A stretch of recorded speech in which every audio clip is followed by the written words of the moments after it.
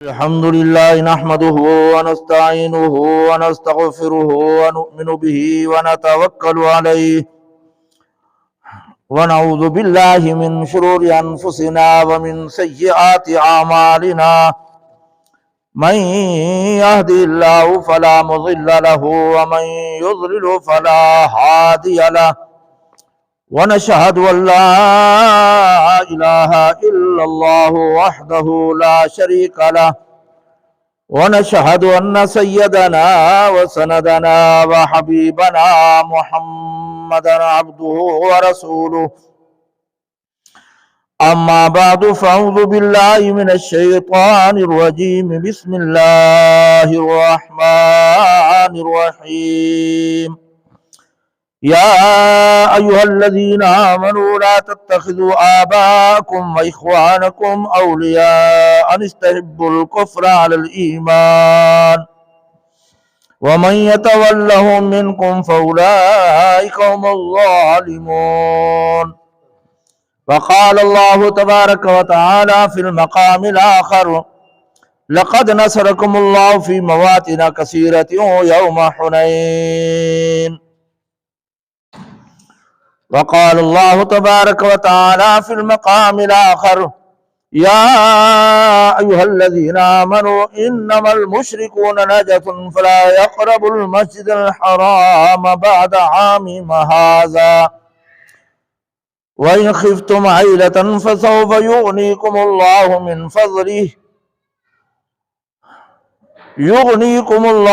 فضله إن شاء إن الله عليم حكيم صدق الله العظيم اللهم صل على سيدنا ومولانا محمد وعلى آل سيدنا ومولانا محمد وبارك وسلم علیہ۔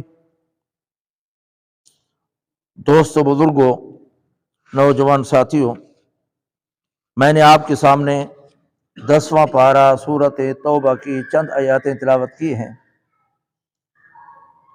آج اس جمعہ کے موقع پر انشاءاللہ 3 باتیں ذکر ہوں گی۔ پہلے نمبر پر اللہ رب العزت نے یہ مسئلہ ذکر کیا ہے کہ اے ایمان والو، تم پر اللہ کے رسول کی محبت غالب ہونی چاہیے۔ اس کے مقابلے میں تمہارے آباء و اجداد کی کوئی محبت آ جائے، اولاد کی آ جائے، بیوی بچوں کی آ جائے، مال و دولت کی آ جائے، کاروبار کی، خاندان کی کوئی محبت آ جائے تو اس کو اللہ کے رسول کی محبت پر ترجیح نہ دو، ورنہ عذاب کے مستحق ہو جاؤ گے۔ یہ پہلا مسئلہ ذکر کیا ہے۔ دوسرا مسئلہ یہ ذکر کیا ہے کہ ایک غزوہ جسے غزوہ حنین کہتے ہیں، وہاں پر مسلمانوں کی کثرت تھی، مسلمانوں کو جو ہے نا گھمنڈ تھا، اعتماد تھا کہ آج تو ہم جو ہے نا اپنے دشمن پر چڑھ دوڑیں گے، نیست و نابود کر دیں گے، کیونکہ یہ ایک واحد غزوہ ہے، غزوہ حنین، جس کے اندر مسلمانوں کی تعداد زیادہ تھی اور مشرکین کی کم تھی۔ مسلمان 12,000 تھے اور مشرکین جو ہے نا مختلف قبیلے جمع ہوئے تھے، وہ 4,000 یا 6,000 تھے۔ لیکن اللہ کی قدرت کہ اللہ نے فرمایا کہ تمہاری کثرت تمہارے کام نہیں آئی، اور فرمایا ہر موقع پر، ہر غزوے پر میری مدد ہوتی ہے۔ یہاں پر بھی میری مدد آئی اور میری مدد اور تعامر سے تم کامیاب ہوئے۔ تیسرے نمبر پر اللہ نے فرمایا کہ مشرک نجس ہیں، لہٰذا ان کو مسجد حرام کے اندر داخل نہ ہونے دیا جائے۔ یہ 3 مسائل ہیں۔ پہلے نمبر پر اللہ رب العزت نے فرمایا کہ یا ایھا الذین آمنوا لا تتخذوا آباءکم و اخوانکم اولیاء، اپنے آباء و اجداد کو، اپنے بھائی بہنوں کو، اپنے خاندان کو، اپنے بیٹی کو، بیوی بچوں کو، کاروبار کو اللہ کے رسول کی محبت میں ترجیح نہ دو۔ خدا نہ خواستہ وہ اگر گمراہ ہوں تو تم بھی ان کی محبت میں آ کر گمراہ ہو جاؤ گے، وہ کافر ہیں تو تم بھی کافر ہو جاؤ گے، وہ نافرمان ہیں تو تم بھی نافرمان بن جاؤ گے۔ اس لیے اللہ رب العزت نے فرمایا کہ ہر محاذ پر، ہر موقع پر، ہر جگہ پر اللہ کے رسول کی محبت، اللہ کے رسول کے احکامات تمہاری ترجیح ہونی چاہیے، اور تم اس کو جو ہے نا آگے رکھو، ثانوی حیثیت نہ دو۔ یہ آیت کریمہ کس وقت نازل ہوئی؟ مکہ کے اندر کلمہ جو پڑھ لیتا تھا اس پر ہجرت کرنا فرض عین ہو جاتا تھا۔ فرض عین اسے کہتے ہیں کہ اس کو پہلی فرصت میں ادا کیا جائے اور ہر ایک اپنے طور پر ادا کرے، کسی دوسرے کے ادا کرنے سے وہ ادا نہیں ہوگا، اس کو فرض عین کہتے ہیں۔ فرض عین کوئی چیز ہو جائے تو پھر اس کا اول ترجیح میں کوئی دوسرا کاروبار کرنا جائز نہیں ہے۔ جہاد کے متعلق بھی یہی ہے کہ اگر فرض عین ہو تو پھر سارے کاروبار چھوڑ دینے چاہیے، اسی فریضے کو ادا کرنا چاہیے، اس کو کہتے ہیں فرض عین۔ حتیٰ کہ اگر جہاد فرض عین ہو جائے تو بیوی اپنے خاوند کی اجازت کے بغیر بھی جا سکتی ہے، اور غلام اپنے سردار و آقا کی اجازت کے بغیر بھی جا سکتا ہے۔ فرض عین کی یہ تعریف ہے۔ ایک بات بھی یاد آ گئی کہ ہم کبیر والے میں پڑھتے تھے تو مجاہدین آ گئے، افغانستان کے اندر جہاد شروع تھا۔ ہمارے استاد ہیں حضرت مولانا مفتی عبد القادر صاحب رحمۃ اللہ علیہ، یہاں ڈیرے میں کافی مرتبہ آئے تھے۔ وہ مفتی تھے دارالعلوم دیوبند کبیر والے کے۔ وہ مجاہدین کراچی سے ایک فتویٰ لے آئے کہ افغانستان کا جہاد فرض عین ہے۔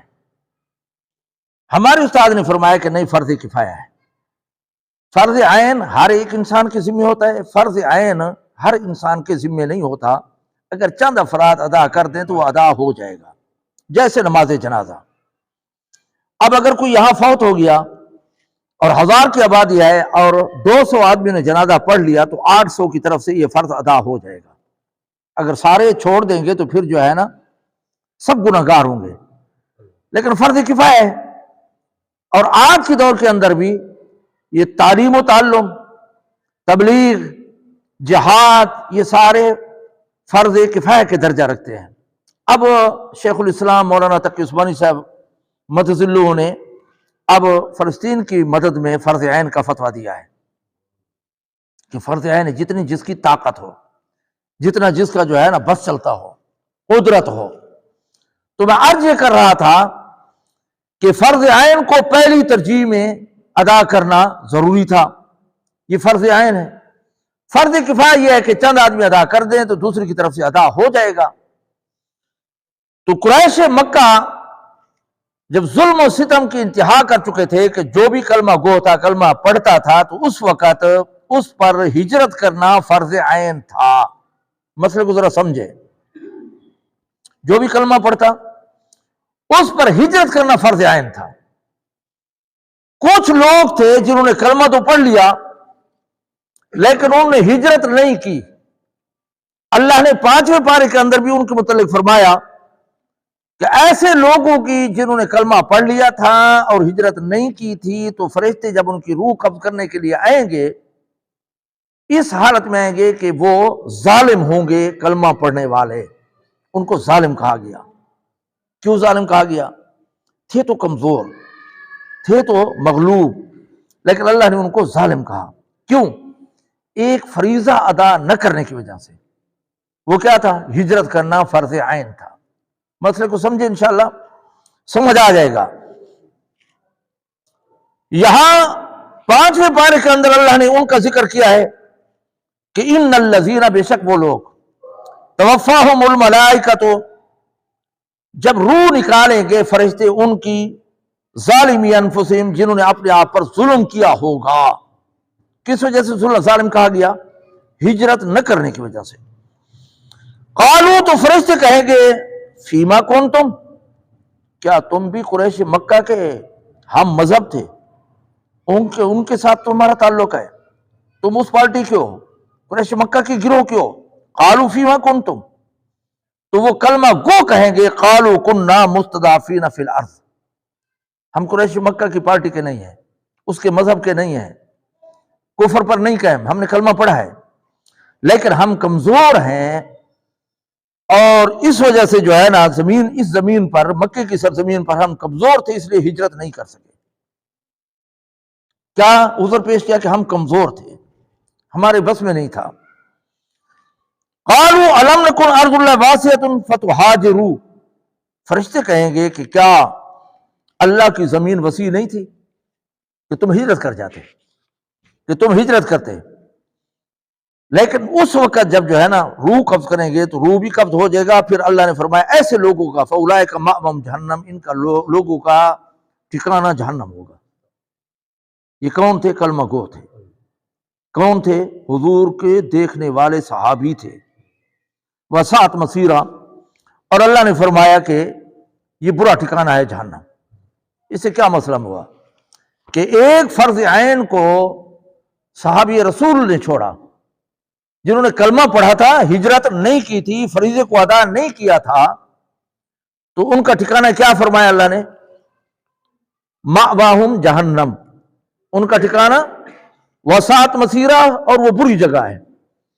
اب نماز فرض ہے یا نہیں؟ روزہ فرض ہے یا نہیں؟ حج فرض ہے یا نہیں؟ رزق حلال کھانا فرض ہے یا نہیں؟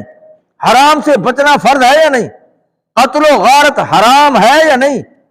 تو اب ان سے ہم نہیں بچیں گے تو کیا ہم جنت کے اندر چلے جائیں گے؟ نہیں سمجھے بات کو نہیں سمجھے۔ صحابہ نے فریضے کو چھوڑا، ایک فریضے کو چھوڑا۔ اللہ نے ہجرت فرض کی تھی، انہوں نے نہیں کی۔ فرشتوں نے ظالم کہا، اللہ نے ان کا انجام جہنم قرار دیا۔ اور ہم کلمہ گو ہو کر نمازیں نہیں پڑھتے، زکوٰۃ ادا نہیں کرتے، روزے نہیں رکھتے، حج نہیں کرتے، رزق حلال نہیں کماتے، حرام سے نہیں بچتے، تو ہم مرنے کے بعد جنت کے اندر چلے جائیں گے؟ ہر انسان کو سوچنا چاہیے۔ اللہ نے صحابہ کو معاف نہیں کیا تو ہمیں بھی معاف نہیں کرے گا۔ لہذا انسان کو چاہیے کہ انسان جو ہے نا ایسا نہ کرے جس سے دنیا آخرت کی ناکامی کا سامنا انسان کو کرنا پڑے۔ تو اللہ رب العزت نے یہاں پر بھی یہی فرمایا کہ یا ایھا الذین آمنو، ایمان والے، بے ایمان نہیں کہا، ایمان والو، لا تتخذوا آباءکم واخوانکم اولیاء۔ اللہ کے رسول کی محبت آ جائے تو پھر جو ہے نا ان کو ترجیح نہ دو، کیونکہ انہوں نے کلمہ پڑھا تھا لیکن بیوی نے نہیں جانے دیا، ہم کیا کریں گے؟ بیٹوں نے نہیں جانے دیا، ہمارا کیا حل ہوگا؟ یعنی اولاد کی، بیوی بچوں کی، آبا و اجداد کی محبت غالب آ گئی، فریضے کو نہیں جو ہے نا ادا کیا۔ تو اللہ نے فرمایا ایسا نہ کرو کہ ایمان کو چھوڑ کر پھر جو ہے نا تم کفر اختیار کر لو۔ اس لیے علماء نے لکھا ہے، حدیث کے اندر بھی آتا ہے لا طاعۃ لمخلوق فی معصیۃ الخالق، کہ ایسی بات مخلوق کی نہ مانو جس میں اللہ کے رسول کی نافرمانی ہوتی ہو۔ ایسی بات لا طاعۃ لمخلوق۔ سب سے بڑا حق انسان پر تین شخصیات کا ہے، والدین کا، استاد کا، پیر و مرشد کا۔ سب سے زیادہ ادب و احترام ان کا ہے۔ لیکن اگر یہ بھی اللہ کی نافرمانی کی بات کہیں تو ان کی بات بھی نہیں ماننی چاہیے۔ اب والدین کے ڈاکہ مار کر آؤ، قتل و غارت کر کے آؤ تو کیا مانیں گے؟ والدین کہ نمازیں نہ پڑھو، بات مانی جائے گی؟ نہیں۔ اللہ کے رسول صلی اللہ علیہ وسلم نے فرمایا لا طاعۃ لمخلوق فی معصیۃ الخالق۔ اور کامل ایمان تو یہ ہے کہ لا یؤمن احدکم، تم میں سے کامل مسلمان اس وقت نہیں ہو سکتا جب پر ان کی بیوی بچوں پر، اولاد پر، والدین پر، کاروبار پر، سب چیز پر اللہ کے رسول کی محبت غالب نہ ہو، تو وہ کامل مسلمان نہیں۔ اور یہ مسئلہ بھی سمجھ لیں کہ حدیث کے اندر آتا ہے نا کہ لا ایمان لمن لا عہد لہ، کہ جس کا وعدہ وفائی نہیں ہے اس کا ایمان نہیں ہے۔ یہ آتا ہے نا، قطع رحمی کرنے والا ایماندار نہیں ہے۔ تو یہاں پر مسئلہ یاد رکھے کہ وہ بے ایمان نہیں ہو جاتا، کامل ایمان کی نفی ہے۔ کامل ایمان کی نفی ہے کہ وہ کامل مسلمان نہیں رہتا، ورنہ مومن ہوتا ہے، اس لیے مر جائے تو جنازہ تو پڑھے گے، اسلامی احکامات تو جاری ہوں گے۔ تو یہاں پر بھی یہی ہے کہ جب تک اللہ کے رسول کی محبت سب چیزوں پر غالب نہیں ہوگی اس وقت کامل مسلمان نہیں ہو سکتا۔ اور یہی صفات جو ہے نا اللہ نے کوٹ کوٹ کر بھری ہوئی تھی صحابہ اکرام کے اندر۔ حضرت ابو بکر کو بیٹا کہتا ہے عبد الرحمن کے ابو، آپ ایک غزوے میں، جہاد میں میری تلوار کی زد میں آ گئے تھے، لیکن میں نے باپ سمجھ کر آپ کو چھوڑ دیا ہے۔ تو حضرت ابوبکر نے کیا جواب دیا رضی اللہ تعالیٰ عنہ نے؟ فرمایا اگر بیٹا تو میری زد میں آتا تو میں تمہیں نہ چھوڑتا، میں تمہیں قتل کر ہی دیتا۔ یہ اللہ کے رسول کی محبت غالب تھی۔ غالباً حضرت ابو عبیدہ رضی اللہ تعالیٰ عنہ انہوں نے اپنے باپ کو قتل کیا، صحابہ نے اپنے بھائیوں کو قتل کیا، کیونکہ ان پر اللہ کے رسول کی محبت غالب تھی۔ اور جب اللہ کے رسول کی محبت غالب آ جائے تو انسان کامیاب ہو جاتا ہے۔ حضرت ربی کا میں پہلے بھی غالباً عرض کر چکا ہوں کہ اس کے بیٹے جو ہے نا وہ حجاج بن یوسف کے باغی تھے، خلاف تھے۔ کسی نے حجاج بن یوسف کو کہا کہ آپ ربی سے جا کر پوچھ لیں، وہ سچ بولتا ہے، وہ بیٹوں کو صحیح بتا دے گا، بیٹے پکڑے جائیں گے، تیری پریشانی ختم ہو جائے گی۔ حجاج بن یوسف وہ فوج لے کر جو ہے نا اس کے گھر کا گھراؤ کیا، محاصرہ کیا، چھاپا مارا اور دروازہ کھٹکھٹایا۔ حضرت ربی نکلے تو پوچھا کہ تیرے بیٹے کہاں ہیں؟ حضرت ربی خاموش ہو گئے، سر جھکایا۔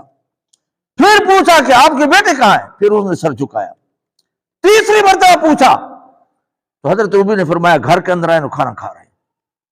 حجاج بن یوسف داخل ہو گئے، بیٹوں کو پکڑ لیا، گرفتار ہو گئے۔ باغی تھے، حجاج بن یوسف کے خلاف تھے، بڑا ظالم تھا حجاج بن یوسف۔ عام طور پر آتا ہے کہ 1,40,000 قتل کیے، اور ایک روایت کے اندر آتا ہے کہ 1,80,000 اس نے قتل کیے تھے۔ ہاں، چھوٹی چھوٹی بات پہ قتل کر دیتا۔ تو جب وہ پکڑ کر لے جانے لگا تو حضرت ربی سے پوچھا کہ آپ نے 2 مرتبہ خاموشی کیوں اختیار کی، اور تیسری مرتبہ آپ نے صحیح بات کیوں بتا دی؟ بیٹوں سے تنگ تھے؟ انہوں نے کہا نہیں، بیٹوں سے کوئی تنگ نہیں ہوتا، بیٹا بیٹا ہوتا ہے، چاہے فرما بردار ہو نہ فرمان ہو، ایک فطری محبت ہے۔ تو اس نے کہا آپ نے خاموشی کیوں اختیار کی؟ اس نے کہا جب آپ نے میرے بیٹوں کو متعلق پوچھا تو میرے سامنے 2 محبتیں آ گئی، ایک اللہ کی محبت، ایک بیٹوں کی محبت۔ اب اگر سچ بولتا ہوں کہ بیٹے گھر کے اندر آئے، رب تو راضی ہوگا لیکن بیٹے پھانسی چڑھ جائیں گے۔ اگر جھوٹ بولتا ہوں تو بیٹے بچ جائیں گے لیکن رب ناراض ہو جائے گا۔ تو میں نے سوچا کہ کس محبت کو ترجیح دوں، کس محبت کی اختیار دوں؟ تو اس نے کہا میں نے تیسری مرتبہ فیصلہ کر لیا ہے کہ بیٹے پھانسی چڑھتے ہیں، چڑھ جائیں لیکن رب کو ناراض نہ کرو، میں نے سچ بولا ہے۔ تو علماء لکھا ہے کہ حضرت ربی کا سچ بولنا حجاج بن یوسف پر اتنا اثر کر گیا کہ اس نے بیٹوں کو معاف کر دیا۔ امام الانبیاء صلی اللہ علیہ وسلم نے فرمایا صدق ینجی والکذب یہلک۔ آج بات بات پہ ہمارا جو ہے نا جھوٹ، یہاں بیٹھے ہیں جی میں تو ٹرانک میں ہوں، یہاں بیٹھے جی میں تو گھر کے اندر نہیں ہوں۔ اور بڑی بدبختی یہ ہے کہ 5 بیٹھے ہیں، 10 بیٹھے ہیں، 15 بیٹھے ہیں، شرم بھی نہیں آتی کہ میں تو یہاں نہیں ہوں۔ خود بھی جھوٹ بولا، اپنے اوپر گواہ بھی بنائے اور دوسروں کو بھی غلط بیانی کا جو ہے نا سبق دیا۔ معصوم بچوں کو ہم جھوٹ کا درس دیتے ہیں کہ اگر کوئی دروازے پہ آ جائے تو بچے کو کہتے ہیں کہ ہاں تم کہو کہ وہاں ابو نہیں ہے، وہ بھی معصوم کہتا ہے، وہ جہاں کر یہی کہہ دیتا ہے کہ ہاں ابو گھر میں کہتا ہے، وہ کہتا ہے میں گھر کے اندر نہیں ہوں، وہ تو بچہ ہوتا ہے نا۔ ہمیشہ جو ہے نا جھوٹ سے بچا کریں۔ بزدلی ایمان جمع ہو سکتے ہیں، بخل ایمان جمع ہو سکتے ہیں، جھوٹ اور ایمان جمع نہیں ہو سکتے، اس لیے اس سے بچنا چاہیے۔ تو میں عرض کر رہا تھا کہ اللہ رب العزت نے یہی فرمایا ہے کہ تمہارے جو خاندانی رسم و رواج ہوتے ہیں تم جو ہے نا ناجائز طور پر ان کا ساتھ نہ دو۔ آج ہم شریعت کو چھوڑ کر کہتے جی ہمارے خاندان کا یہی رسم و رواج ہے، ساری برادری کا یہ رسم و رواج آتا پائے، جھوٹی گواہی دیتے ہیں کہ جی رشتہ داری ہے، جھوٹا قرآن اٹھاتے ہیں کہ جی یہ ہمارا دوست تھا۔ اللہ نے اس کی اجازت نہیں دی۔ اللہ نے پہلا مسئلہ یہی فرمایا ہے کہ جب کوئی اللہ کے رسول کے مقابلے میں کوئی چیز آ جائے تو پھر اس کو جو ہے نا اختیار نہ کرو۔ اسی کا ذکر کیا ہے کہ انستلو حب الکفر علی الایمان، کہ تم جو ہے نا پھر کفر کو اختیار کرو اور ایمان کو چھوڑ دو۔ ایمان اور کفر کا جو ہے نا سنت اور بدعت کا مقابلہ آ جائے تو سنت اور توحید کو اختیار کرنا چاہیے، بدعت کو نہیں اختیار کرنا چاہیے، رسم و رواج کو چھوڑنا چاہیے۔ تو اللہ رب العزت نے فرمایا وَمَن يَتَوَلَّهُم مِّنكُمْ، اس کے باوجود اگر کوئی پھر گیا، رسم و رواج کو نہیں چھوڑا، ناجائز محبت کو نہیں چھوڑا، اللہ کے رسول کے مقابلے میں کسی اور کو ترجیح دیتا رہا، فَأُولَٰئِكَ هُمُ الظَّالِمُونَ، اللہ نے فرمایا یہ ظالم ہے۔ یہ انسان اپنے خاندان کو ترجیح دینا، رسم و رواج کو، بدعات کو، رسومات کو، ناجائز کاموں کو شریعت کے مقابلے میں ترجیح دینا، فرمایا یہ ظالم ہے۔ اس لیے ہمیں چاہیے کہ ہم اس ظلم سے بچیں۔ آگے اعلان فرمایا، قل، اے پیغمبر اعلان فرما دے، ان کان آباؤکم وابناؤکم واخوانکم، لمبی تفسیر ہے۔ اللہ نے فرمایا اگر تمہارے آبا و اجداد، تمہارے بیٹے، تمہارے بھائی بہنیں، تمہاری بیوییں، تمہارا خاندان، تمہارا مال و دولت، تمہاری تجارت، تمہارے گھر اور بنگلے کوٹھیاں اللہ کے رسول سے جو ہے نا کہ محبت سے غالب آ جائیں، اللہ کے رسول کی محبت کو چھوڑ کر ان کو ترجیح دو گے اور اللہ کے جہاد میں نہیں نکلو گے، فتربصوا، تو پھر اللہ کے عذاب کا انتظار کرو، حتیٰ یاتی اللہ بامر، یہاں تک اللہ کا حکم آ جائے۔ دیر یا سویر اللہ کا حکم آتا ہے، اللہ کا عذاب آتا ہے، اللہ کی گرفت آتی ہے۔ واللہ لا یہدی القوم الفاسقین، اللہ سے فرمایا یہ فاسق ہے، ان کو پھر اللہ تعالیٰ ہدایت نہیں دے گا۔ وہاں ظالم فرمایا، یہاں فاسق فرمایا۔ اس لیے ہمیں چاہیے کہ ہم اولاد کی محبت میں آ کر اللہ کی نافرمانی سے بچیں۔ آج اولاد مطالبہ کرتی جی ٹی وی لا دو، لا کر دے دو، فلانا کم کر دو۔ اب یہ جو ہے نا کیا ہے، جائز ہے یا ناجائز ہے؟ حرام ہے۔ شادی ہو جائے تو جی نٹوے ہوں، جی کنجری ہوں، جی گانے ہوں، جی بیوی جو ہے نا راضی نہیں ہوتی، خاندان جو ہے نا ناراض ہوتا ہے، نعوذ باللہ خدا ناراض ہوتا ہے، ہو جائے، لیکن برادری کو ہم ناراض نہیں کرتے۔ ہماری جو ہے نا عجیب جو ہے نا ذہنیت ہے۔ اب کلمہ پڑھنے والے صحابہ رسول ایک فریضے کو چھوڑتے ہیں، اللہ نے ان کا انجام جہنم قرار دے دیا، اور ہم کئی جگہوں پہ سنت کو پامال کر رہے ہوتے ہیں۔ آج ہی میں نے دیکھا، بڑا افسوس ہو رہا تھا، ایک نئی صبح سویرے نئی، وہ داڑھی بھی مونڈ رہا تھا اور قرآن کی تلاوت لگی، فَبِأَيِّ آلَاءِ رَبِّكُمَا تُكَذِّبَانِ۔ اب اس قرآن کا کیا فائدہ ہوگا یار؟ اللہ کے ساتھ بغاوت، اللہ کے ساتھ بغاوت۔ تمام علماء نے لکھا ہے کہ داڑھی مونڈنے کی روزی کمانا حرام اور ناجائز ہے۔ تفسیر ذخیرۃ الجنان کے اندر لکھا ہے کہ کسی عیسائی کی داڑھی مونڈنے پر پیسے لینا بھی حرام ہے، غیر مسلم کی عیسائی کی داڑھی مونڈنے پر بھی اجرت لینا حرام ہے۔ لیکن آج ہم نے دین کو مذاق بنایا ہوا ہے، اور بسوں میں جائیں تو پہلے جو ہے نا قرآن کی تلاوت، پھر قوالی اور پھر گانے۔ خدا کا خوف کرنا چاہیے یار۔ ہمارے پیغمبر نے بانسری کی آواز سننا گوارا نہیں کی، آج ہم ہینڈ فون کانوں میں دبا کر گانے سنتے ہیں۔ شادی ہو جائے 4 دن پہلے ڈیک جو ہے نا لگ جاتے ہیں، اور کتنے لوگ پریشان ہوتے ہیں اس بات پر۔ علماء نے مسئلہ لکھا ہے کہ اگر کوئی سویا ہوا ہو تو اس پر زور سے قرآن نہیں پڑھ سکتے۔ قرآن پڑھنا ثواب ہے یا نہیں ہے؟ لیکن کسی مسلمان کی نیند میں اگر خلل آتا ہے تو یہاں پر قرآن پڑھنا بھی زور سے جائز نہیں ہے۔ کتنا جو ہے نا محلے والوں کو ہم جو ہے نا پریشان کرتے ہیں، کتنی تکلیف دیتے ہیں، نہیں پتا ہمیں۔ اس لیے ہمیں اپنے سوچنا چاہیے، یہ سر اور دماغ اللہ نے سوچنے کے لیے دیا ہے، بوجھ اٹھانے کے لیے نہیں دیا۔ سوچ لیا کریں کہ کیا ہمارا قبلہ درست ہے یا نہیں ہے، راستہ ٹھیک ہے یا نہیں ہے۔ تو اللہ رب العزت نے یہی فرمایا کہ اگر باپ دادے کی اور بیٹوں کی، اولاد کی، خاندان کی، قوم قبیلے کی، کوٹھی کی، بنگلے کی، اور اللہ کے راستے پر لڑنے سے روکتی ہے، اللہ کے رسول کی محبت پر جو ہے غالب آتی ہے، تو فتربصوا، پھر انتظار کرو، حتیٰ یاتی اللہ بامر، یہاں تک کہ اللہ کا حکم آ جائے اور تم نیست و نابود ہو جاؤ۔ یہ تو حضور اکرم صلی اللہ علیہ وسلم کی برکت ہے کہ ہم پر عذاب نہیں آتا۔ پہلے امتیں اور قومیں ایک گناہ کرتی تھی، شکلیں بگڑ جاتی تھی۔ آج کون سا گناہ ہے جو ہم نہیں کرتے؟ یہ تو حضور کی دعا کی برکت ہے کہ ہماری شکلیں نہیں بگڑتی، ورنہ کب سے ہم دنیا ہستی سے مٹ چکے ہوتے، اللہ کا عذاب آ چکا ہوتا۔ اس لیے اللہ کی بغاوت کو چھوڑنا چاہیے۔ آج ہم، اللہ ہمارے حال پہ رحم کرے، ہم باغی بن چکے ہیں۔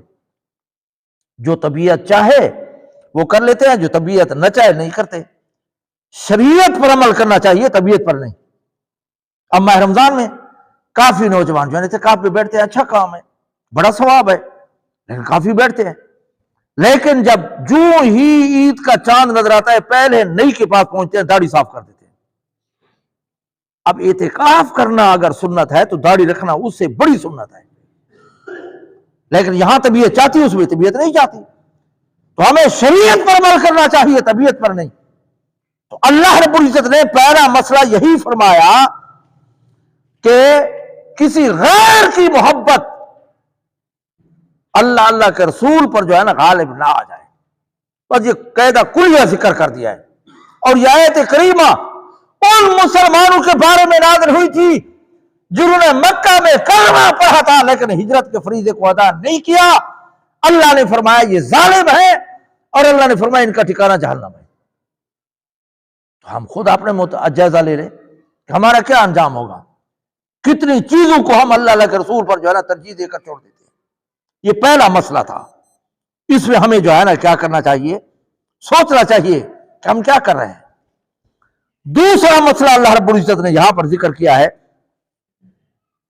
لَقَدْ نَصَرَكُمُ اللَّهُ فِي مَوَاطِنَ كَثِيرَةٍ وَيَوْمَ حُنَيْنٍ۔ اللہ نے فرمایا کہ ہر موڑ پر اور ہر غزوے میں اللہ نے فرمایا میں نے آپ کی مدد کی ہے۔ اور کافی واقعات آتے ہیں کہ واقعی اللہ کی مدد ہے کہ 313 جو ہے نا 1000 کے مقابلے میں جو ہے نا وہ غالب آ گئے، اور 3000 تھے غزوہ خندق میں جو ہے نا 10-12 ہزار پر غالب آ گئے۔ کم من فئۃ قلیلۃ غلبت فئۃ کثیرۃ باذن اللہ۔ فرمایا یہ میری مدد ہوتی ہے، یہ میری نصرت ہوتی ہے، ورنہ تمہارا کمال نہیں ہے۔ حضور اکرم صلی اللہ علیہ وسلم کو اللہ نے فرمایا کہ مٹھی اور کنکر کی جو ہے نا مٹھی بھرو اور پھینکو۔ فرمایا بظاہر ہاتھ تیرا تھا، قدرت میری تھی۔ وما رمیت اذ رمیت ولکن اللہ رما۔ فرمایا بظاہر پھینکنے والا تو تھا اور مدد میری تھی، کہ جتنا مجمع تھا کفار مکہ کا ان کی آنکھوں میں جا پڑی۔ غزوہ بدر میں بھی ہوا اور دوسری جگہوں میں بھی ہوا۔ تو اللہ نے فرمایا ہر جگہ لقد نصرکم اللہ، البتہ تحقیق لام بھی اور قد بھی یہ تحقیق کے لیے آتا ہے، البتہ پکی ٹھکی بات ہے، یہ عربی کے اندر لفظ تحقیق کے لیے آتے ہیں۔ لام بھی اور قد بھی پکی ٹھکی بات ہے کہ ہر موڑ پر اور کافی جگہوں پر اللہ نے تمہاری مدد کی ہے۔ وَيَوْمَ حُنَيْن، اور حنین کے دن بھی اللہ نے فرمایا کہ میری مدد تھی تم کامیاب ہوئے ہو۔ پہلے بھی کافی جگہوں پہ جو ہے نا مدد ہوئی، 60 آدمیوں نے 60,000 کے ساتھ مقابلہ کیا ہے۔ اور میں رات پڑھ رہا تھا کہ طارق بن زیاد جو ہے نا 1790,000 کے مقابلے میں جو ہے نا لے گئے، اللہ نے غلبہ عطا کیا۔ اندلس میں جب داخل ہوئے تو 1700 تھے، 90,000 پر غالب آ گئے۔ اور ارسلان ایک بادشاہ کا لکھا ہے کہ 12,000 جو ہے نا وہ 6 لاکھ کے مقابلے میں غالب آ گئے۔ تو یہ اللہ کی مدد ہے یا نہیں؟ اللہ کی مدد ہے یا نہیں؟ اس سے بڑی مدد کیا ہو سکتی ہے؟ سارے غزوات، 27 غزوات ہیں، سرایا ہیں، جتنے بھی ہیں، پوری تاریخ کے اندر مسلمان کم ہوتے تھے، کافر زیادہ ہوتے تھے، اللہ غلبہ عطا کر دیتا تھا۔ تو اللہ نے یہی فرمایا کہ میری جو ہے نا رحمت تھی، میری مدد تھی کہ کافی جگہوں پہ جو ہے نا تمہاری مدد فرمائی، اور یوم حنین میں بھی تمہاری مدد کی۔ اذ اعجبتکم کثرتکم، اگرچہ تمہیں اپنی کثرت پر گھمنڈ تھا، غرور تھا، اعتماد تھا۔ جتنے غزوات ہیں تعداد کافروں کی زیادہ، مسلمانوں کی کم، لیکن ایک غزوہ حنین ہے جس پر مسلمان 12,000 تھے اور کافر جو تھے، قبائل جو تھے، مشرک تھے، وہ 6,000 تھے یا 4,000 تھے۔ بعض نے 4,000 لکھے ہیں، بعض نے 6,000 لکھے ہیں۔ اور صحابہ کتنے تھے؟ 12,000، خود محمد رسول اللہ بھی تھے 12,000۔ اور بعض نوجوانوں کے دل کے اندر آج تو ہم ان کو مسل کر رکھتے ہیں، ہاں رگڑا نکال لے سو، نیست و نابود کر دیں گے، آج تو یہ نہیں ٹھہر سکتے، ہم زیادہ ہیں اور یہ کم ہے۔ تو اللہ نے فرمایا یہ کثرت تمہارے کام نہیں ہے۔ اذ اعجبتکم کثرتکم، اگرچہ تم جو ہے نا کثرت پر جو ہے نا تمہیں بڑا اعتماد تھا، فلم تغنی عنکم شیئا، ذرہ برابر بھی کثرت کام نہیں ہے۔ یہ کب پیش آیا؟ صلح حدیبیہ جو ہے نا 10 سال کے لیے تھی، لیکن چند ماہ چلی پھر ٹوٹ گئی۔ پھر اس کے بعد مکہ فتح ہوا۔ مکہ فتح ہونے کے بعد قبیلہ حوازن بہت بڑا قبیلہ تھا، اور ثقفی قبیلہ اور سعد قبیلہ، اس طریقے سے کافی قبیلے جمع ہو گئے کہ اب ہماری خیر نہیں ہے، مکہ فتح ہو گیا، مسلمان ہم پر چڑھائی کریں گے، لہذا مل کر ہم مسلمانوں پر حملہ کریں۔ حضور اکرم صلی اللہ علیہ وسلم کو پتہ چل گیا تو حضور نے پہل کر دی۔ اللہ نے فرمایا ان کے جمع ہونے سے پہلے اور ان کے حملہ کرنے سے پہلے ہم حملہ کریں گے۔ تو حضور اکرم صلی اللہ علیہ وسلم فتح مکہ کے بعد ان کی طرف روانہ ہو گئے، اور یہ کتنے تھے؟ صحابہ 12,000 تھے اور وہ 4,000 تھے، لیکن وہ بڑے جو ہے نا جنگجو تھے۔ دریت بن سما ایک جو ہے نا ان کا سردار تھا، 120 سال عمر تھی اس کی، آنکھوں سے اندھا تھا، اور اس نے کیا کیا؟ اس نے کہا میدان کے لیے نکلو تو بیوی بچوں کو ساتھ لے آؤ تاکہ پیچھے جو ہے نا کوئی ہیلا نہ رہے، یا مرو یا فتح حاصل کرو۔ اور جب اس کو چرپائی پر اٹھا کر میدان میں لے گئے تو آواز آئی بچوں کی اور جانوروں کے بچوں کی، تو اس نے کہا کہ ہاں اب تم غلبہ پال ہوگے۔ سب چیز وہ چھوڑ کر گھروں سے نکال کر یہاں لائے تھے کہ یا مریں گے یا ماریں گے۔ اور ان کا جو ہے نا ایک سردار بھی تھا، وہ بھی جو ہے نا آیا۔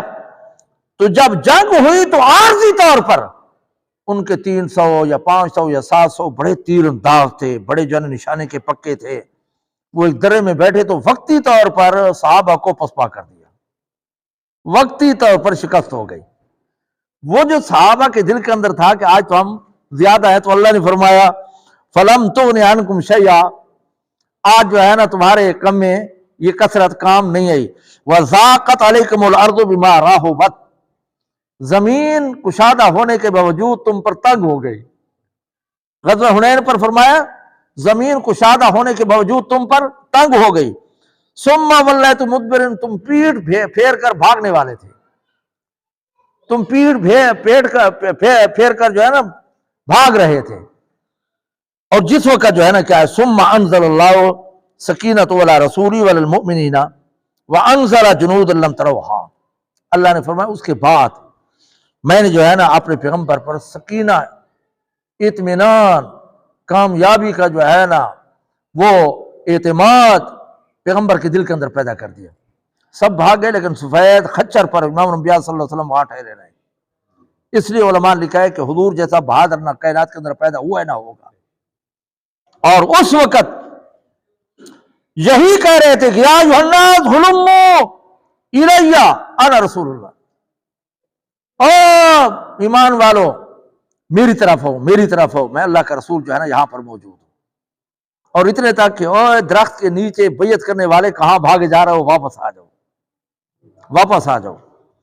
اور اسی موقع پر حضور اکرم صلی اللہ علیہ وسلم نے یہی فرمایا تھا انا النبی لا کذب وانا ابن عبد المطلب، میں اللہ کا سچا پیغمبر ہوں، جھوٹا نہیں ہوں، اور میں عبد المطلب کا بیٹا ہوں۔ یہ اشعار اس وقت کہے تھے۔ اور پھر جب آواز سنی تو سارے جمع ہو گئے تو پھر اللہ نے فتح عطا کی، اللہ نے اسی کا ذکر کیا یہاں پر۔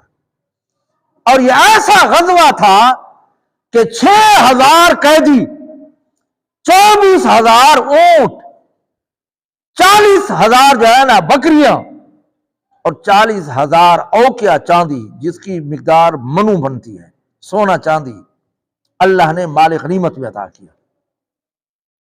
6,000 جو ہے نا قیدی، 24,000 اونٹ، 40,000 بکریاں اور 40 اوقیہ چاندی۔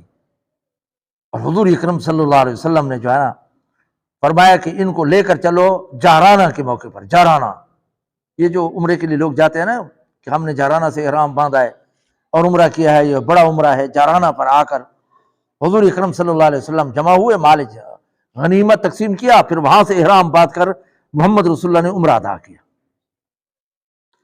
جب یہاں پر تقسیم کر رہے تھے تو یہاں پر جب تقسیم ہو رہی تھی تو انصار جو مدینے کے اندر حضور کی حمایتی تھے ان کو انصار کہتے ہیں، جو مکہ چھوڑ کر مدینے پہنچے تھے ان کو مہاجرین کہتے ہیں۔ انصار ہر موڑ پر انہوں نے جو ہے نا حضور اکرم صلی اللہ علیہ وسلم کا ساتھ دیا۔ حضرت سعد ابن معاذ ہیں، بڑے صحابی ہیں، سردار ہیں اپنی قوم کے، اور سعد ابن ابو عبادہ ہیں، دوسرے ہیں، یہ سردار تھے، انہوں نے بڑی مدد کی حضور اکرم صلی اللہ علیہ وسلم کی۔ تو جب یہ حنین جو ہے نا کہ فتح ہوا تو ان انصار کے بعد نوجوانوں نے یہ کہا کہ آج حضور پر جو ہے نا وطن کی محبت اور اپنے خاندان کی محبت غالب آ گئی ہے۔ ایک تو یہ تھا کہ شاید کہ آپ مکے میں رہ جائیں، ہمارے ساتھ مدینے میں نہ جائیں۔ دوسرا جو ہے نا، حضور اکرم صلی اللہ علیہ وسلم نے جو 9 مسلم تھے ان کو زیادہ مال غنیمت دی، 300 بکریاں، 400 بکریاں، 1000 بکری اور اونٹ زیادہ دیے۔ تو انصار کے نوجوانوں نے کہا کہ حضور اکرم صلی اللہ علیہ وسلم نے 9 مسلموں کو زیادہ دیا اور ہمیں تھوڑا دیا۔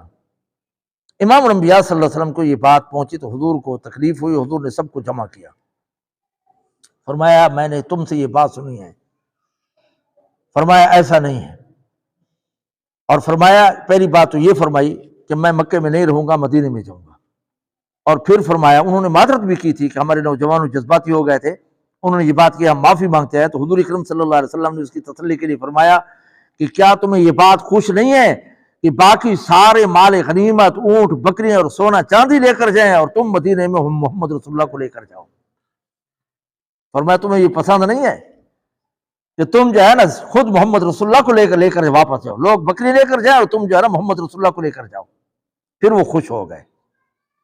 تو یہ غزوہ حنین تھا جس کے اندر حضور اکرم صلی اللہ علیہ وسلم نے جو ہے نا کیا کیا، یہ طائف اور مکے کے درمیان ہے حنین، تو اس کا ذکر کیا اللہ رب العزت نے کہ کثرت تمہارے کام نہیں ہے۔ اس لیے انسان کو جو بھی کام کرے اللہ پر توکل کرنی چاہیے، اپنے کسی فن پر، کسی ہنر پر، کسی کمال پر فخر نہیں کرنا چاہیے۔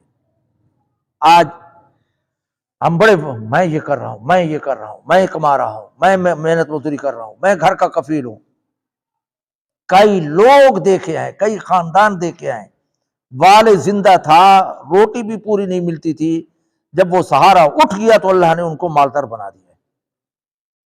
یہ اللہ کی تقسیم ہے۔ عمر بن عبدالعزیز کے متعلق لکھا ہے جب فوت ہوئے تو 8 بیٹے تھے، ان کو ایک ایک درہم وراثت میں ملا۔ کتنا ملا؟ ایک ایک درہم ملا، لیکن اللہ نے ایسا بخت لگایا، ایسا مال دیا کہ پھر 100 غلام خرید کر 100 گھوڑا دے کر جہاد میں وہ روانہ کرتے تھے۔ ہر بیٹے کو اللہ نے اتنا دیا تھا کہ 100 غلام خرید کر ان کو ایک ایک گھوڑا دے کر جہاد کے لیے جو ہے نا روانہ کرتے تھے۔ اللہ نے ایسا بخت دیا۔ وراثت میں کتنے آئے؟ اور مسلمہ بن عبد الملک کے متعلق آتا ہے کہ 8 بیٹے تھے، 11 ہزار درہم آئے۔ بعد کے اندر ان کو ہوٹل پر جو ہے نا برتن دھوتے ہوئے دیکھا گیا۔ وَتُعِزُّ مَن تَشَاءُ وَتُذِلُّ مَن تَشَاءُ تِلْكَ الْأَيَّامُ نُدَاوِلُهَا بَيْنَ النَّاسِ، لوگوں کے درمیان یہ دن بدلتے رہتے ہیں، کبھی عروج اور کبھی زوال۔ اس لیے جو ہے نا کسی کو اپنے فن پر، اپنے کمال پر، اپنے کاروبار پر غرور اور گھمنڈ نہیں کرنا چاہیے، سب اللہ کی عطا ہے۔ 2 صحابہ بھائی تھے، ایک محنت مزدوری کرتا تھا، ایک حضور کی خدمت میں آتا، کوئی کاروبار نہیں کرتا تھا۔ کاروبار کرنے والا آ گیا، عرض کیا یا رسول اللہ میں محنت کرتا ہوں، میں مزدوری کرتا ہوں، میں کماتا ہوں، میں خرچہ برداشت کر رہا ہوں، یہ کچھ نہیں کرتا، ان کو سمجھائے۔ امام الانبیاء صلی اللہ علیہ وسلم نے فرمایا شاید کہ رب کائنات تمہیں بھی رزق اس کی وجہ سے دے رہا ہو، کسی کو معمولی نہیں سمجھنا چاہیے۔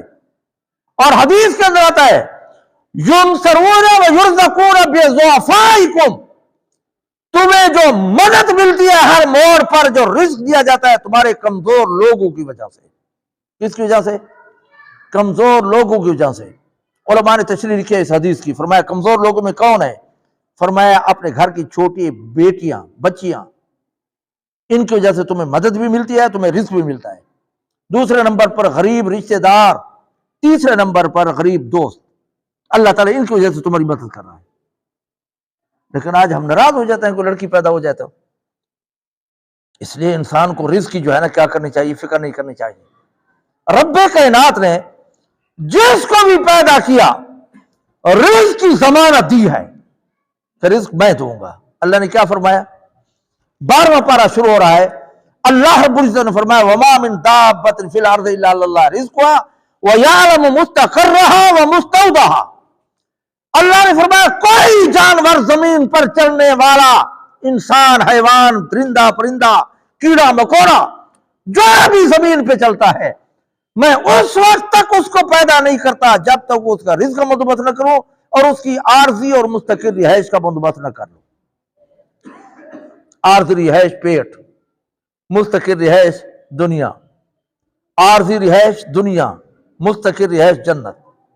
اللہ نے فرمایا جب تک اس کی رہائش کا بندوبست نہ کر لوں یا اس کے رزق کا بندوبست نہ کر لوں، اس وقت تک جو ہے نا میں اس کو پیدا ہی نہیں کرتا۔ رازق کون ہے؟ چار چیزوں کا رب کائنات نے پوری کائنات کی پیدائش سے 50,000 سال پہلے فیصلہ فرما دیا ہے۔ چار چیزوں کا: انسان کی زندگی، انسان کا رزق، انسان کی موت، انسان کا اچھا برا ہونا۔ یہ تقدیر مبرم ہے، نہ مٹتی ہے نہ تبدیل ہوتی ہے۔ 50,000 سال پہلے لکھا گیا، جو رزق لکھا وہی ملے گا، بس نہیں تبدیل ہوتا۔ ہاں دوسری تقدیر معلق ہے کہ اگر آپ نے والدین کی خدمت کی تو رزق میں اضافہ ہو جائے گا، عمر میں اضافہ ہو جائے گا، رشتہ داروں سے جوڑ کر رکھا تو رزق میں، روزی میں، عمر میں اضافہ ہوگا، ورنہ وہ رزق لکھا ہوا ہے، نہ مٹتا ہے نہ تبدیل ہوتا ہے۔ تو مزے کی بات کیا ہے؟ اللہ نے جس کی ذمہ داری لی ہے کہ جس کو پیدا کیا رزق دوں گا، لیکن جس کو پیدا کیا ہے اس کی بخشش کا وعدہ نہیں فرمایا کہ جس کو بھی میں نے پیدا کیا بخشش کروں گا، نہیں۔ یہ معاملہ کس کے ذمہ سپرد کر دیا ہے؟ انسان کے، کہ نیک عمل کرے گا تو کہا بخشش ہوگی ورنہ نہیں ہوگی۔ لیکن ہمارا معاملہ الٹ ہو گیا ہے، جو اللہ کی ذمہ داری تھی وہ ہم نے اپنی ذمہ لے لی ہے۔ روزی روزی روزی روزی روزی روزی، حرام حلال کی تمیز نہیں کرتے، جائز و ناجائز کی تمیز نہیں کرتے، اور جو ہماری ڈیوٹی تھی اس کو چھوڑ دیا ہے۔ نمازیں نہیں پڑھتے، روزہ نہیں رکھتے، حرام حلال کی تمیز نہیں کرتے۔ جو اللہ کی ذمہ داری وہ ہم نے اپنے ذمہ لے لی ہے، اور جو ہماری ذمہ داری تھی اس کو چھوڑ دیا ہے۔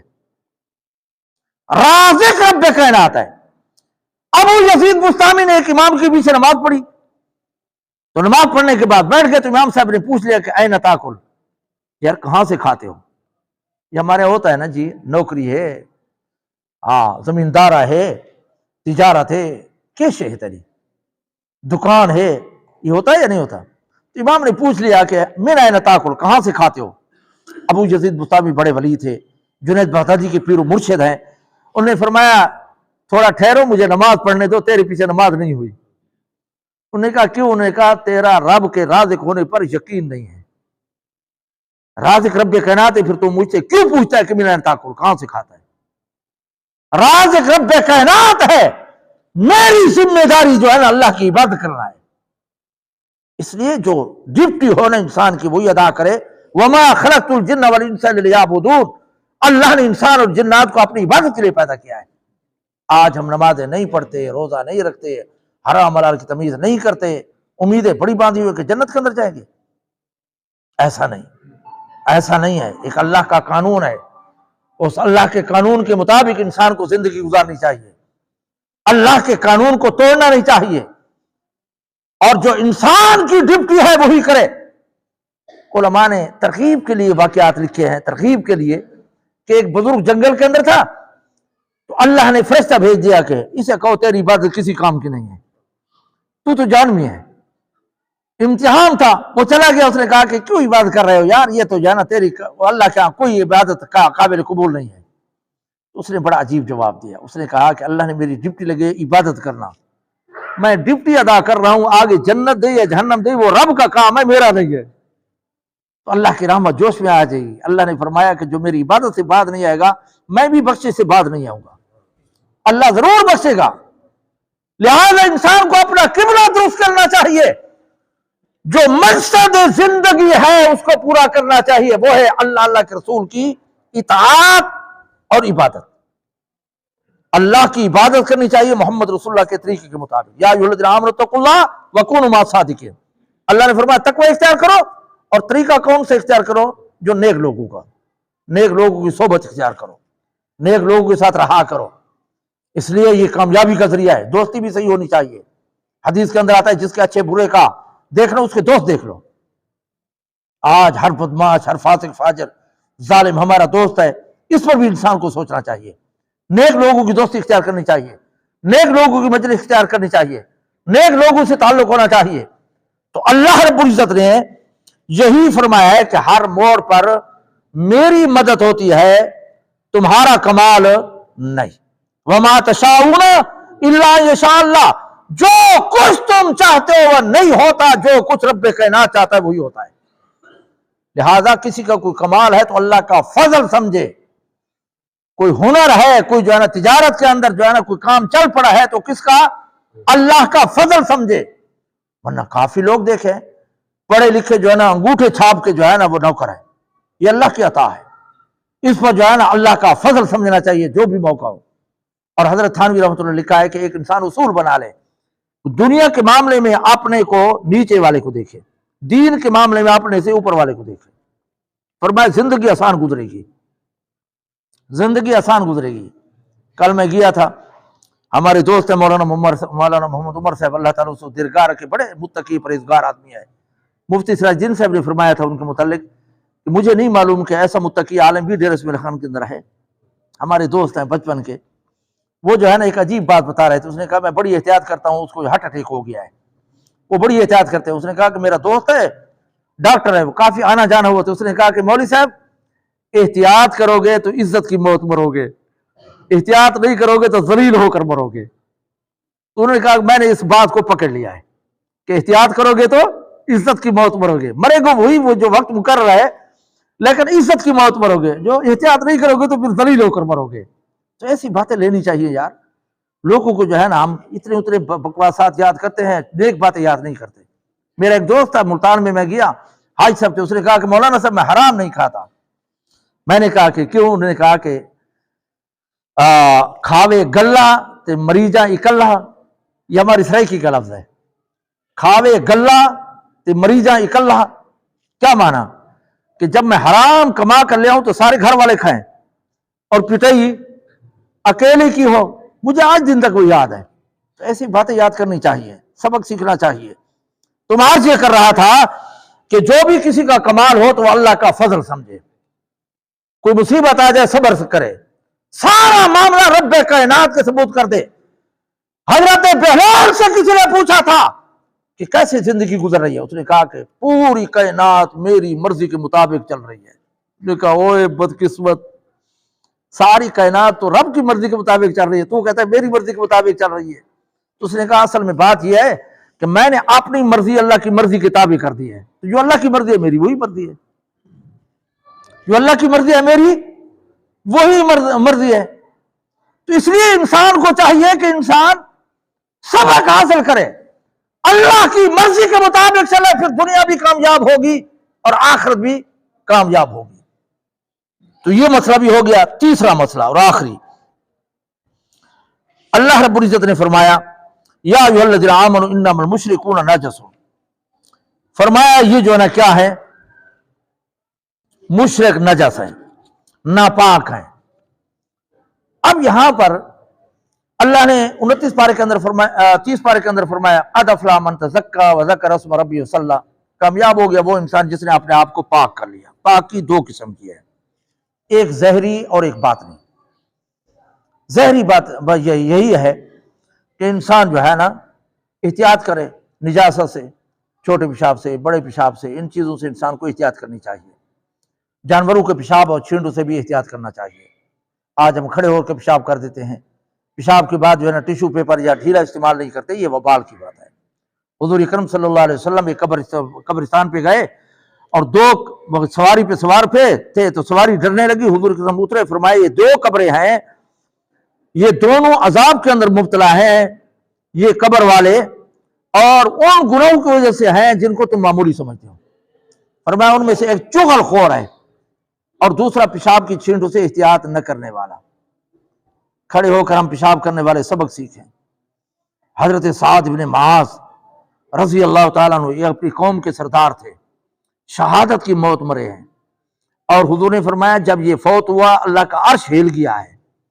جب یہ جنازہ اٹھایا جا رہا تھا تو دو آدمی نے اٹھایا تھا، حقیقت میں فرشتوں نے اٹھایا ہوا تھا۔ حضور اکرم صلی اللہ علیہ وسلم جو ہے نا ایڑیاں اٹھا کر چل رہے تھے۔ صحابہ نے پوچھا یا رسول اللہ کیوں چل رہے ہو؟ تو حضور نے فرمایا اتنے فرشتے آئے ہوئے ہیں کہ مجھے جگہ نہیں ملتی جہاں پر پورا پاؤں رکھوں۔ جب اس کو امام الانبیاء صلی اللہ علیہ وسلم نے قبر کے اندر اتارا تو قبر تنگ ہونے لگی۔ حضور اکرم صلی اللہ علیہ وسلم نے دعا مانگی، اللہ نے دعا کو قبول کیا اور قبر وسیع ہو گئی۔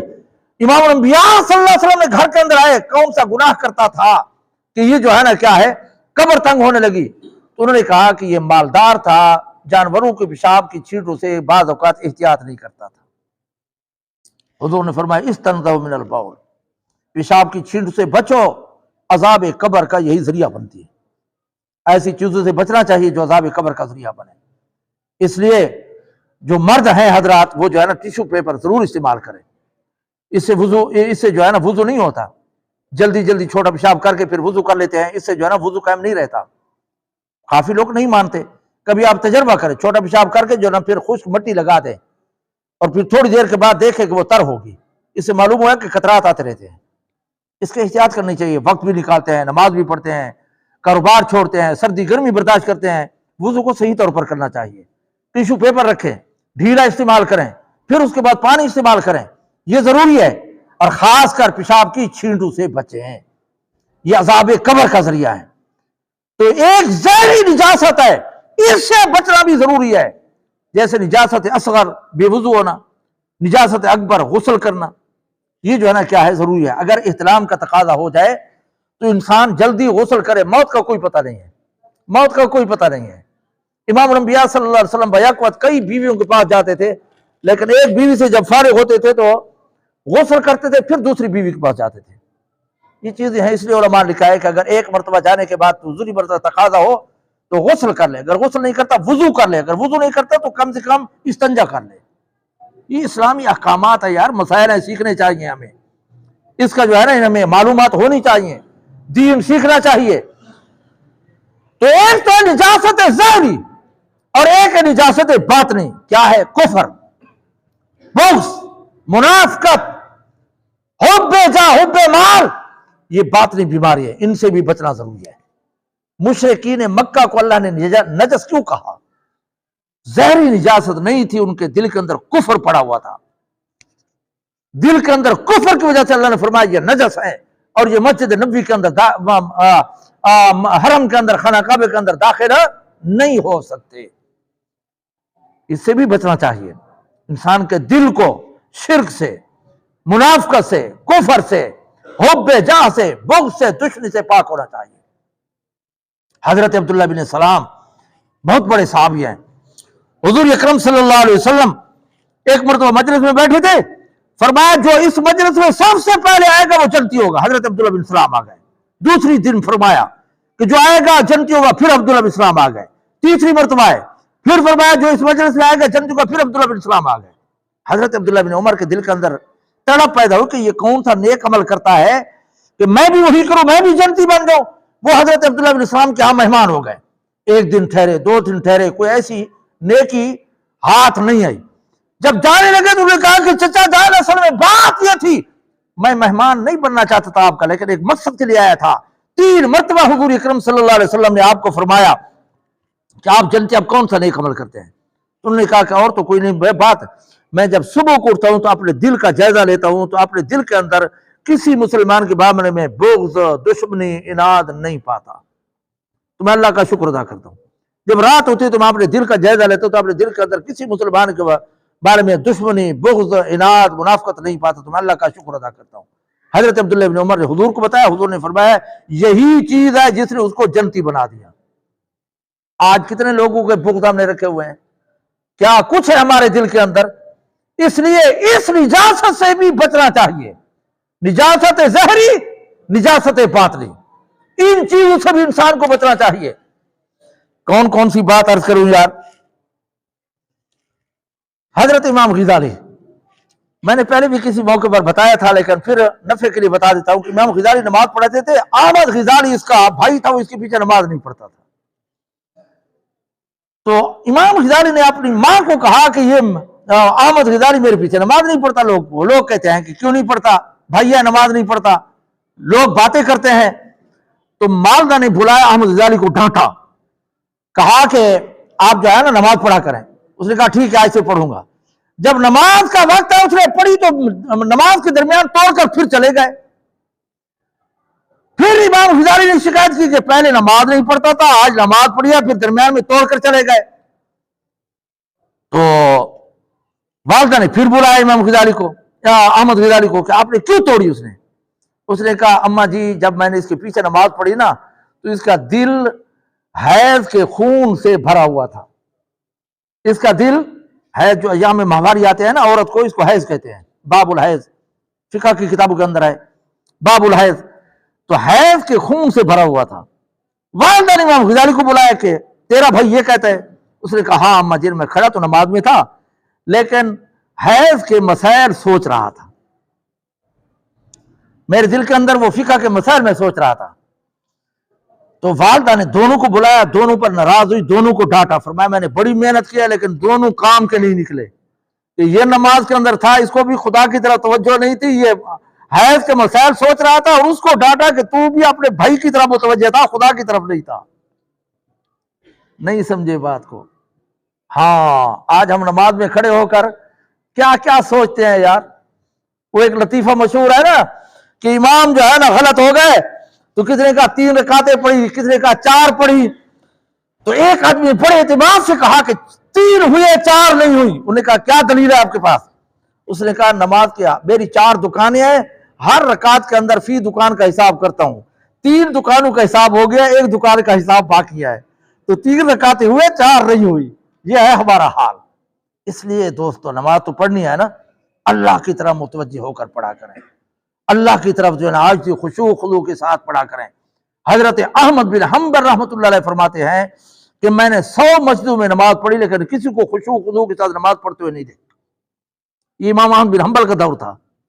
آج ہمارا بھاگتے ہوئے دوڑتے ہوئے سر سے ننگے، سینے چڑھی ہوئی ہیں، ٹخنے چھپے ہوئے نماز پڑھ رہے ہیں. ایسی نماز نہیں ہوتی. نماز کو نماز بنا کر جو ہے نا پڑھا کریں. نماز کو عاجزی کے ساتھ پڑھا کریں. خشوع خضوع کا علماء نے تعریف کی ہے کہ ایسے عاجزی کے ساتھ نماز پڑھے کہ دائیں بائیں کھڑے ہوئے کا انسان کو پتہ نہ چلے کہ کون کھڑا ہے. یہ عاجزی کے ساتھ نماز پڑھنا. اللہ تعالی ہمیں عاجزی کے ساتھ نماز پڑھنے کی توفیق عطا فرمائے. تو اس لیے انسان کو چاہیے کہ انسان جو ہے نا ان چیزوں سے بچے، اور خاص کر قریش مکہ اور مشرکین سے، یہود و نصارہ سے بچے. آج کیا حال ہے، ہم نے جہاد کو چھوڑ دیا ہے. یہود و نصارہ غیر مسلم ہم پر غالب ہیں. ایک دور تھا کہ مشرکوں کا داخلہ منع تھا. آج سعودی عرب کے اندر کیا کچھ ہو رہا ہے کہ یہودی بھی پھر رہے ہیں اور نصارہ بھی. یہ ہماری کمزوری ہے اور ترک جہاد کی نحوست ہے. جہاد کریں گے تو انشاءاللہ غلبہ ہوگا. آج سے ہم عزم کریں کہ انشاءاللہ جتنا ہو سکے، جو ہو سکے، ہم پوری کوشش کریں گے، مال جان دین اسلام پر خرچ کریں گے. ٹھیک ہے یا نہیں؟ خاص کر یہودیت اور مرزائیت کے مصنوعات کا جو ہے انسان کو بیکار کرنا چاہیے. یہ علماء شورا ڈیرہ بنی ہوئی تھی، کافی اجلاسات ہو چکے ہیں وہاں پر جو ہے نا یہ ساری یہود و نصارہ کے رسلی کی مصنوعات ہیں. یہ ان مصنوعات کا جو ہے نا انسان کو بیکار کرنا چاہیے. ہم مسلمان ہیں اور نہیں ہو سکتا، ہم وہاں نہیں جا سکتے، جہاد نہیں کر سکتے، یہ تو کر سکتے ہیں نا. اس لیے آج سے ہم عہد کریں کہ انشاءاللہ جو مصریوں کی شیزان وغیرہ جتنے بھی ہیں اور اسرائیل کے جو بھی مصنوعات ہیں، خاص کر کوکا کولا، ان کا آج سے ہم بیکار کریں گے. ٹھیک ہے یا نہیں؟ آج سے وعدہ کریں انشاءاللہ یہود و نصارہ کے ساتھ پورا بیکار کریں گے. یہ بھی آپ جو ہے نا موبائل فون کے اندر لے لینا، ان کو جو ہے نا دے دینا، انشاءاللہ فائدہ ہوگا. تو میں اسی پر اتفاق کرتا ہوں. خاص کر یہ دین دشمن جو ہے نا قوتیں ہیں، یہ مرزائی اور یہودی ایک سکے کے 2 رخ ہیں، ایک ہی چیز ہیں. اس لیے ان سے بچنا چاہیے. اللہ تعالی ہمیں بقیہ زندگی حضور کی سنت اور شریعت کے مطابق گزارنے کی توفیق عطا فرمائے اور جذبہ جہاد نصیب فرمائے. سمجھ آ گئی ہے نا؟ اتنے تک لکھا ہے. بہت سی باتیں ہیں یار، کیا بتاؤں. یہ بکری کا یا گائے کا تھن پکڑتے ہیں نا، پستان پکڑتے ہیں نا، یہ اس طرح پکڑتے ہیں، زور دیتے ہیں تو دودھ نکلتا ہے نا، پھر چھوڑ دیتے ہیں، پھر آ جاتا ہے.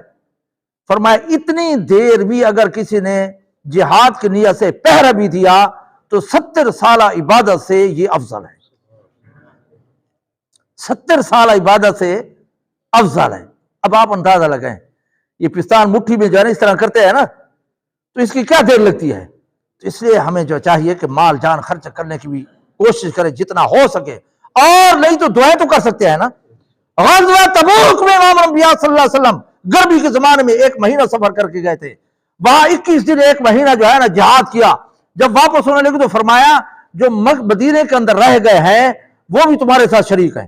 صحابہ نے عرض کیا یا رسول اللہ وہ کیسے شریک ہے؟ ہم نے تکلیف برداشت کی، ہم نے بھوک برداشت کی، ہم نے سفر کیا۔ فرمایا وہ طاقت تو نہیں رکھتے تھے لیکن تمہارے لیے دعائیں کرتے رہے، وہ بھی تمہارے اندر شریک ہے۔ تو اتنا تو ہم کر سکتے ہیں یا نہیں؟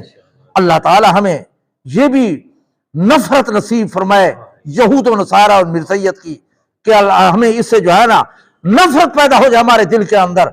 آج ہم یہود و نصارہ کا طریقہ اختیار کرتے ہیں، محمد رسول اللہ کا طریقہ اختیار نہیں کرتے۔ شکل و صورت حضور جیسی بنا لینا۔ آپ وکیل یہاں ٹئی لگاتے ہیں، ڈاکٹر ٹئی لگاتے ہیں، یہ عیسائیوں کا مزاج ہے، یہ عیسائیوں کی نشانی ہے۔ نعوذ باللہ یہ عیسائی بے ایمان کہتے ہیں کہ اس طریقہ سے جو حضرت عیسیٰ سولی پہ چڑھ گئے۔